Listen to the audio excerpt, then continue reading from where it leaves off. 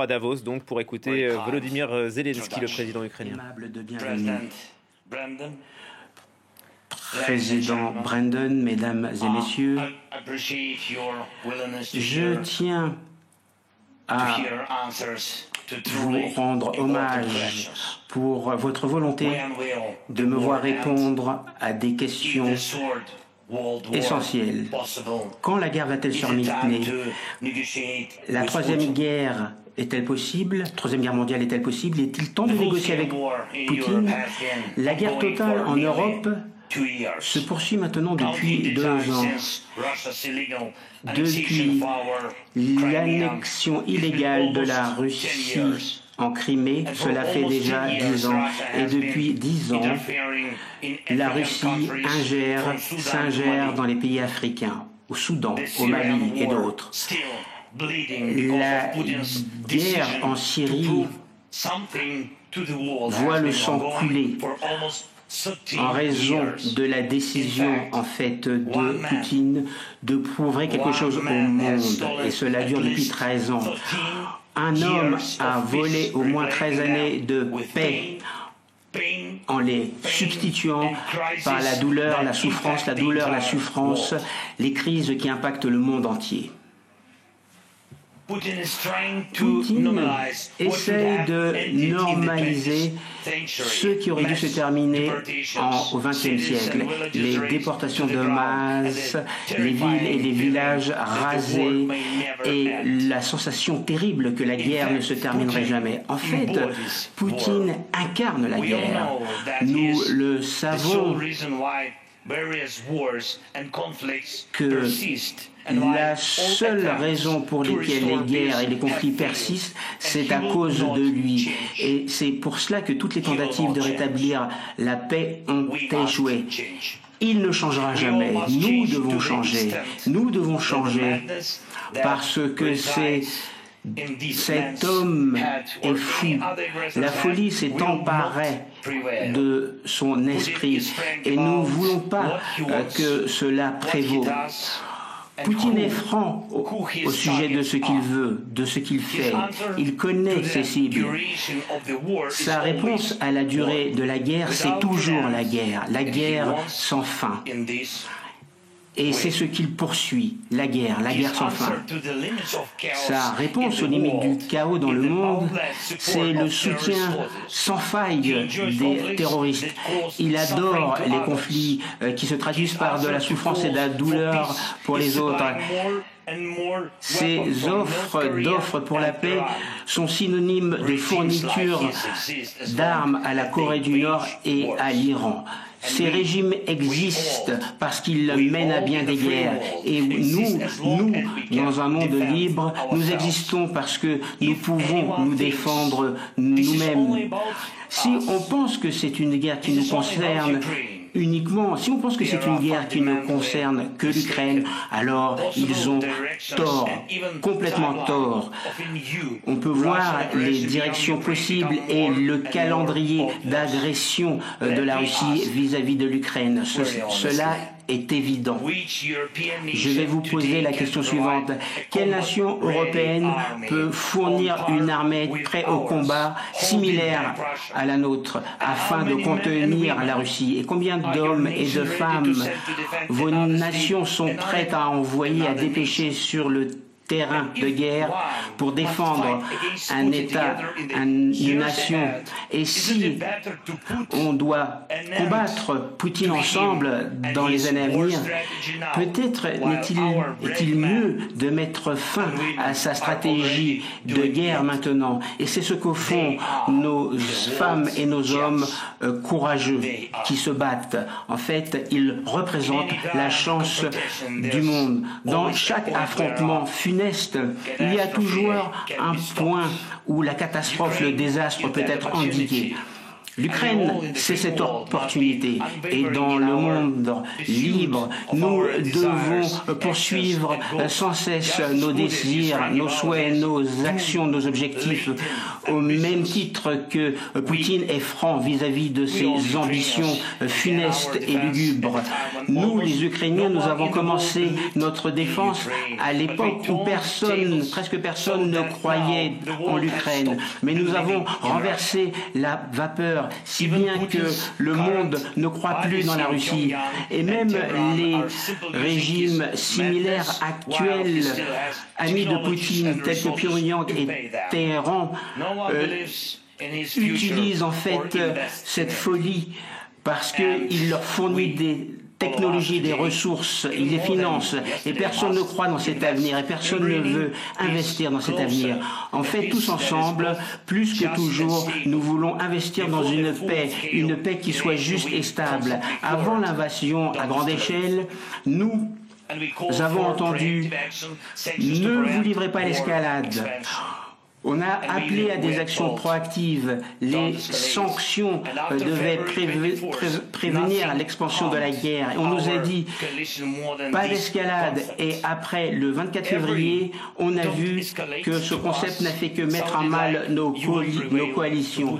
Et lorsque l'on disait pas d'escalade, en fait, cela voulait dire Poutine allait prévaloir. Nous avons demandé des nouveaux types d'armements et la réponse était pas d'escalade. Finalement, les armes sont arrivées et la réponse était pas d'escalade.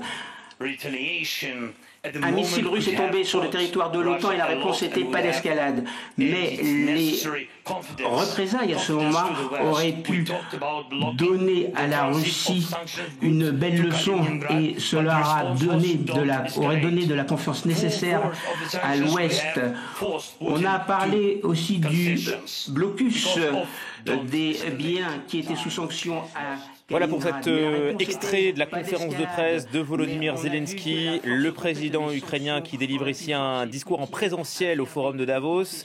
Contrairement aux 2 années précédentes où il était intervenu en visioconférence, Poutine est fou, dit-il. Emmanuel Chaz, vous nous avez rejoint pour débriefer donc cette conférence de presse, ce discours de Volodymyr Zelensky. Il a volé, dit-il, 13 années de vie aux Ukrainiens. Il incarne la guerre, Poutine, il ne le changera pas, c'est à nous de changer. Et puis il oppose le monde libre au monde de Poutine, monde de guerre. Tout à fait, des mots très forts du président ukrainien. Il a vraiment désigné un coupable à cette guerre, c'est le président russe Vladimir Poutine. Volodymyr Zelensky, qui est présent à Davos, explique que cette guerre, eh bien, elle pourrait déboucher sur un 3e conflit mondial. Il parle d'une guerre totale en Europe, donc il inclut l'Europe. Il explique que cette guerre, elle est totale depuis 2 ans. Il revient sur l'annexion illégale de la Crimée en 2014. Il globalise vraiment ce conflit. Il parle de la Russie, de l'ingérence russe sur le continent africain. Il évoque la guerre en Syrie également, puisque le régime de Bachar el-Assad est soutenu par Vladimir Poutine. Il a eu ces mots, il dit que Poutine essaie de normaliser ce qui aurait dû se terminer au XXIe siècle, ce qu'on n'aurait pas dû voir dans ce siècle, c'est-à-dire des villes complètement rasées, des déportations en masse de personnes. Il faut savoir qu'il y a des dizaines de milliers d'enfants ukrainiens qui ont été déportés de force en Russie, tout comme des habitants des territoires occupés qui vivent également sous un régime où ils endurent de la torture, des mesures extrêmement strictes. Donc pour Volodymyr Zelensky, Poutine incarne cette guerre à l'échelle mondiale. Il rappelle également que les tentatives d'établir la paix entre les 2 pays, elles ont toutes échoué. Pour rappel, depuis 2014, il y a eu plus de 200 tentatives de négociation où l'Ukraine s'est assise à la table de ces négociations, où la Russie n'a pas souhaité poursuivre finalement. Donc on reproche souvent à l'Ukraine de ne pas vouloir négocier, sauf que l'Ukraine a un plan pour la paix et c'est la seule condition à laquelle l'Ukraine accepterait de discuter. Si ce plan de paix qui inclut en fait le départ des troupes russes des territoires ukrainiens, y compris des territoires occupés, c'est la seule condition à laquelle l'Ukraine accepterait d'envisager cette paix. Volodymyr Zelensky rappelle également que le président russe, eh bien, il est très direct. direct quant à ce qu'il veut. Il l'avait d'ailleurs rappelé dans sa propre conférence de presse en décembre dernier, où Vladimir Poutine expliquait que les objectifs envers l'Ukraine restaient inchangés. Il parle de démilitarisation, de dénazification. Tout ça, ce sont des termes de propagande pour justifier sa guerre, qui est une guerre d'agression, qui est une guerre en violation de la Charte des Nations Unies, une guerre contre laquelle l'Ukraine tente de se défendre. Comment ces mots, comment ce discours peuvent-ils être accueillis dans l'auditoire du forum de Davos? Il y a beaucoup d'Occidentaux, il y a Anthony Blinken, Emmanuel Macron aussi attendu, mais aussi des Chinois, le Premier ministre chinois. En tout cas très proche, peut-être pas allié de Poutine, mais très proche de Poutine. Eh bien, justement, c'est pour ça qu'il y a une globalisation de ce conflit dans les mots du président ukrainien. Il explique bien que ce n'est pas un problème qui est propre seulement à l'Ukraine. Il revient sur le blocus en mer Noire, donc qui concerne les exportations de nourriture. Rappelez-vous, l'Ukraine avait quand même été qualifiée de grenier du monde, de grenier de l'Europe. Ses capacités en termes d'exportation, elles ont été vraiment très affectées par les blocus, par les bombardements également, notamment sur toutes les infrastructures portuaires. Et vraiment, en utilisant ce vocabulaire très fort, Volodymyr Zelensky espère toucher ses auditeurs. Il rencontre beaucoup de PDG, de personnes influentes à Davos, justement pour établir les accords bilatéraux dont nous parlions un peu plus tôt. Il veut vraiment que son auditoire comprenne que ce conflit, ce n'est pas un conflit régional, ce n'est pas un conflit qui concerne seulement 2 États, mais que ça fait partie d'une dynamique internationale auquel le monde devrait prêter attention et devrait, selon lui, soutenir l'Ukraine. Et c'est un conflit aussi qui vise les civils, puisque les Russes, là, enchaînent les bombardements, y compris sur les immeubles d'habitation. On l'a dit encore dans la ville de New York, dans l'est de l'Ukraine. Absolument. Il y a encore des disparus sous les décombres. Les premiers secours sont sur place, déblaient dans quelque chose qui, malheureusement, se produit. Finalement, c'est un événement qui se produit tous les jours dans différentes villes d'Ukraine. Alors, à plus forte raison, le long de la ligne de front, mais pas seulement. Dans les grandes villes aussi, il y a eu énormément de bombardements ces dernières semaines. Alors, la Russie se défend se défend constamment d'attaquer les civils. Elle explique que ce sont des cibles stratégiques qu'elle vise. Reste que depuis Kiev, où moi-même j'ai pu expérimenter les alertes aériennes, entendre les explosions, on se rend bien compte que les missiles visent également des bâtiments résidentiels, des écoles. C'était le cas notamment à Lviv, où une université avait été touchée, un lycée avait été touché, à Kharkiv en tout début d'année, où un hôtel où beaucoup de journalistes étrangers séjournent avait été touché. C'est également le cas à Dnipro. Une maternité avait été touchée, un hôpital avait été touché. À Odessa, qui est bombardé quasiment tous les jours, ce sont souvent des bâtiments civils. La liste est encore longue. Et Zelensky dit que Poutine sait ce qu'il est en train de viser et ce qu'il cible. Absolument. Alors, on a la rhétorique russe officielle qui est non, nous visons des cibles stratégiques, militaires, énergétiques, qui sont aussi visées, mais on voit que les missiles et les drones qui sont envoyés de manière quotidienne contre l'Ukraine le sont également contre la population ukrainienne. Un mot de cette contre-offensive ukrainienne, lancée, je crois, l'été dernier.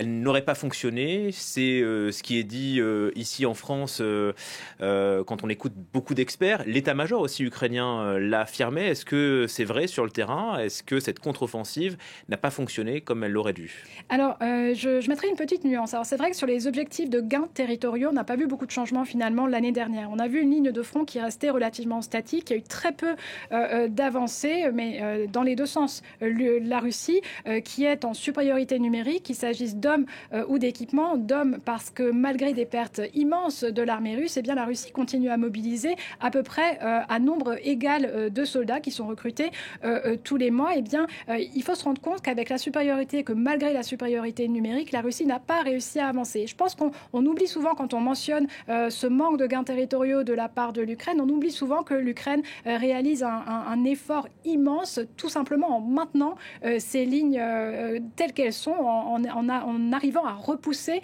l'avancée des Russes, à maintenir le statu quo. Finalement, ce que l'Ukraine voudrait, évidemment, c'est de pousser, de libérer les territoires occupés qui le sont, alors soit depuis 2014 pour la Crimée, qui est un des grands objectifs de la présidence, soit évidemment de libérer l'ensemble du Donbass. Merci beaucoup Emmanuelle Chaz.